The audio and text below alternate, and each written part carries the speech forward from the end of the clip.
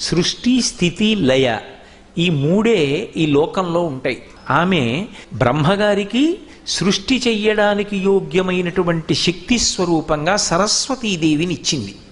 విష్ణువు స్థితికారుడు, స్థితికర్తగా ఆయన వ్యవహరించవలసి ఉంటుంది. కాబట్టి ఆయనకి కావలసినటువంటి శక్తి స్వరూపమైనటువంటి లక్ష్మిని ఆమె తన చూపుల చేత సృజించి ఇస్తుంది.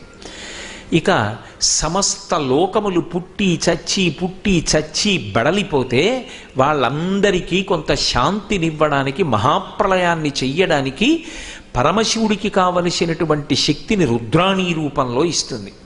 ఈ మూడు శక్తులను ముగ్గురుకి త్రిమూర్తులకు ఇవ్వగలిగినటువంటి మూలశక్తి కనుక ఆమె కామాక్షి. అది ఎలా ఇస్తుంది అని అడిగారు.